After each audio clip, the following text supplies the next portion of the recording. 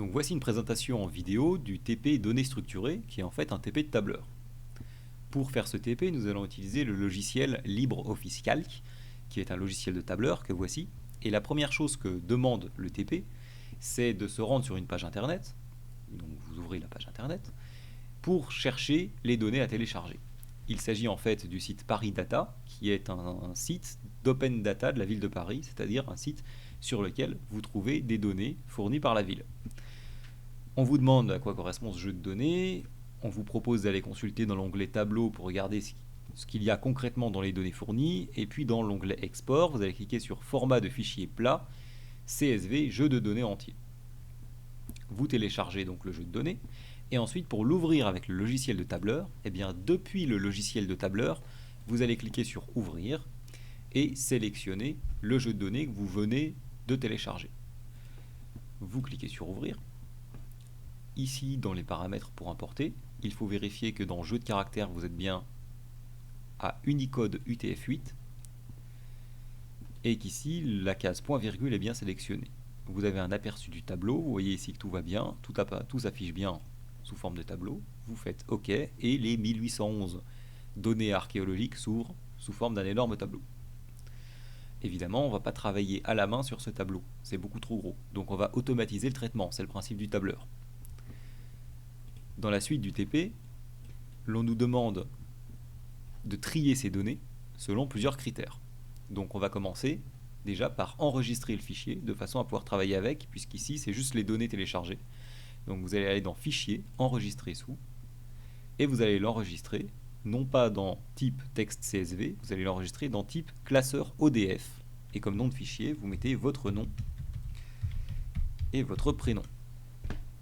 Vous cliquez sur Enregistrer, et vous avez maintenant un fichier de tableur. On va trier les données de ce fichier, et pour cela, vous cliquez n'importe où, puis dans Données, Trier, et on nous demande les critères de tri. La première chose que l'on va faire, c'est trier par code postal. Le code postal, vous voyez ici dans le tableau que c'est la colonne C, donc on va sélectionner colonne C.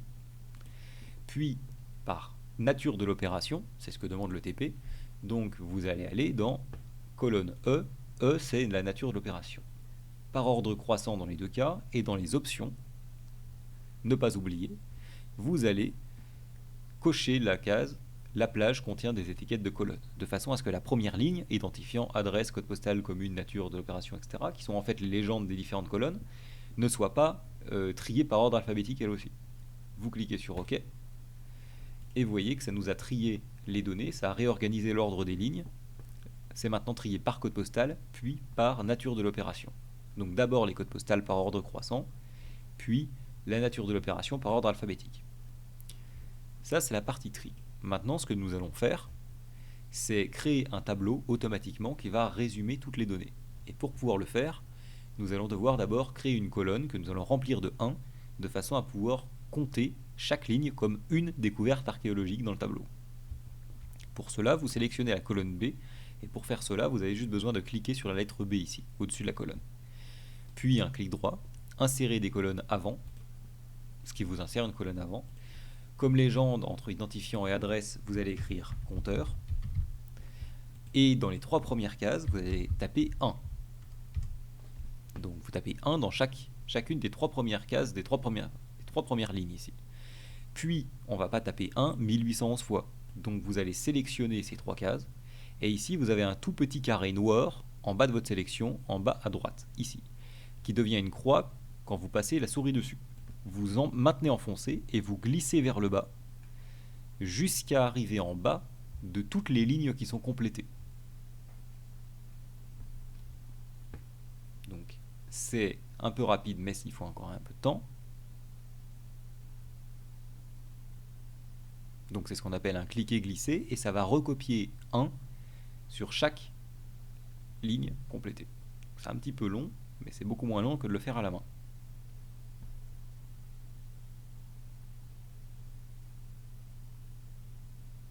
Donc ne lâchez pas, puisque sinon il va falloir recommencer.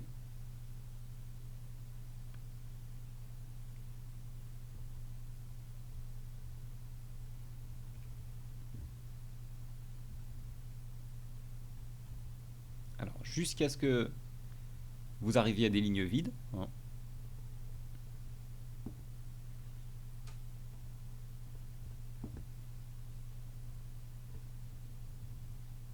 Voilà. Donc il ne faut pas le recopier sur les lignes vides. Donc vous allez vous arrêter à la dernière ligne complétée, ici. Voilà. Et donc vous avez maintenant 1 écrit dans chacune de ces cases, et ça a l'air de rien, mais en fait ça va nous permettre d'additionner les lignes qui vont respecter certains critères. Vous remontez en haut, vous cliquez n'importe où, et à présent vous allez suivre les instructions pour insérer automatiquement un tableau récapitulatif. Donc pour ça vous allez dans le menu Données, Table dynamique, Insérer ou éditer, et puis tout se sélectionne d'un coup, vous faites OK. Ici, dans champ de colonne, vous avez une étiquette donnée, vous appuyez sur supprimer de façon à pouvoir l'enlever. Et dans compteur, vous allez mettre dans compteur dans champ de données, ce qui va en fait permettre de compter chaque ligne concernée. Dans champ de ligne, vous allez mettre nature de l'opération. Puis, vous cliquez sur valider. OK. Vous voyez qu'ici, en bas du tableur, on a plusieurs feuilles. On a le référentiel archéologique qu'on a ouvert, et puis on a une nouvelle feuille qui s'est créée, qui contient, vous pouvez étendre la colonne pour pouvoir lire plus facilement ici, qui contient un tableau qui s'est créé automatiquement à partir des données qu'on a importées. Vous voyez qu'ici vous avez les natures d'opérations possibles, donc autres études, découvertes anciennes, découvertes fortuites, diagnostics, dossiers administratifs, etc. Et ça, c'est le nombre de découvertes de chaque type. On va faire un diagramme qui représente ces différents nombres. Pour ça, vous allez sélectionner en maintenant le clic toutes les lignes, ici tous les nombres et toutes les lignes, voilà, sans sélectionner ni la première ligne ni la dernière, parce qu'on ne veut ni le total ni la légende. Puis vous allez dans Insertion, Diagramme, et vous sélectionnez Secteur. Vous cliquez sur Suivant. On va mettre un titre. Le titre qui est demandé par le TP, c'est nombre de découvertes de chaque type.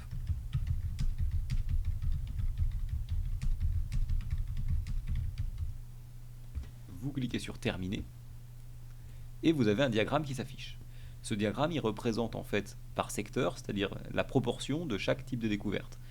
On vous demande au passage quelle est la découverte qui est le plus souvent faite. Et vous voyez qu'en fait, ça correspond à la grosse part ici qu'on voit en orange.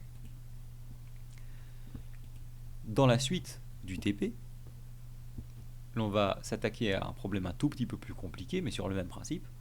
On va faire un tableau croisé dynamique. C'est-à-dire qu'à présent, on va faire un tableau à double entrée. On ne va pas juste compter le nombre de chaque type d'opérations archéologiques.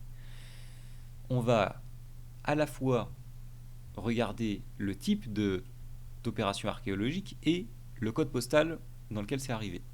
Donc pour ça, pour revenir à notre tableau initial, vous cliquez ici sur Référentiel archéologique de Paris. C'est les différentes feuilles qui apparaissent tout en bas du tableur.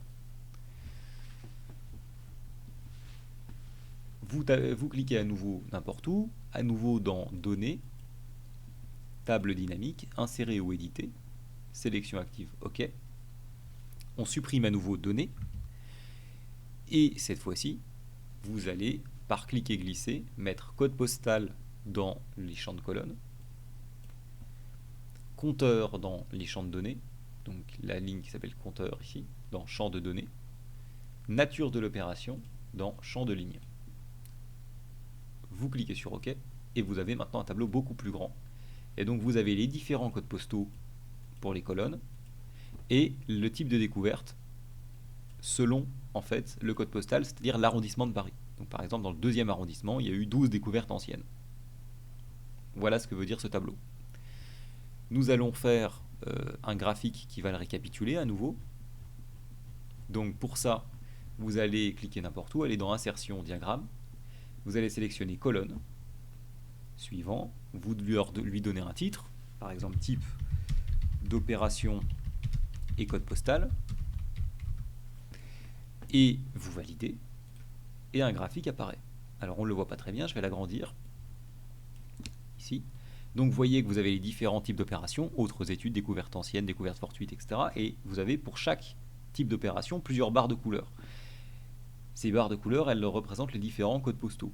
Et vous avez ici le nombre total qui est représenté.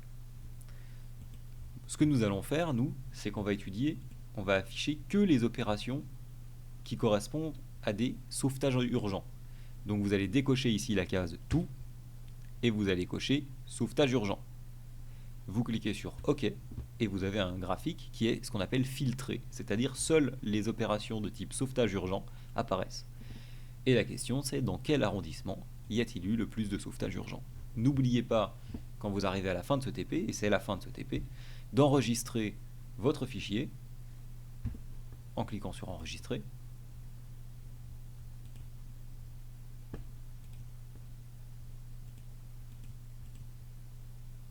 Puis de me l'envoyer via la messagerie de l'ENT.